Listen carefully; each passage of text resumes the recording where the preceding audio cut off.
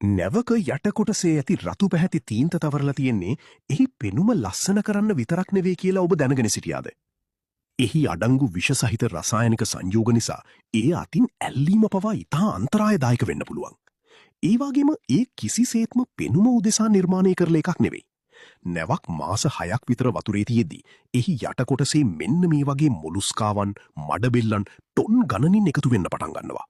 සමහර වෙලාවට මේ සාගර ජීවීන්ගේ ස්තරය කොච්චර ගණකම් වෙනවද කිව්වොත් ඒකින් නැවට අමතර බර ටොන් 100 ගණනක් එකතු වෙනවා. එතකොට නැවි වේගය අඩු වෙලා මන්දගාමී වෙනවා. වගේම ඉන්ධන පරිභෝජනය සීග්‍රයෙන් ඉහළ යනවා. අතීතයේදී මේ ප්‍රශ්නය විසඳගත්තේ නැවේ යටකොටස තඹ තහඩු වලින් ආවරණය කරලා.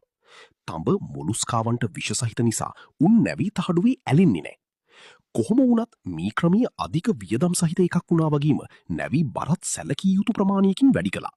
අන්න ඒ නිසයි ඉංජිනීරුවන් තඹ ඔක්සයිඩ් පදනම් කරගත් විශේෂිත ඇන්ටිෆවුලින් තීන්ත වර්ගයක් නිෂ්පාදනය කළේ. මේ ආලීපන සාගර ජීවීන්ට කොච්චර විෂද කිව්වොත් ඉතා කුඩා ජීවීන් පවා ඒ මත ලැබුම් ගන්න යන්නේ නැහැ. අද වන විට වඩාත්ම දියුණු නැව් මීටත් වඩා ඉදිරියට යමින් අල්ට්‍රාසොනික් ඇන්ටිෆවුලින් පද්ධති භාවිතා කරනවා. මේ උපකරණ මගින් මිනිසුන්ට ඇහෙන්නේ නැති නමුත් මේ සතුන්ට අධික ලෙස බාධා පමුණුවන සංඛ්‍යාතවලින් කම්පන ඇති කරනවා. ඒ නිසා එයාලට නැවී ඇලී සිටීමට කාලයක් ලැබෙන්නේ නැහැ.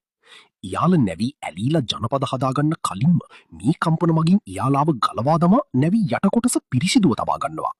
ස්තුතියි.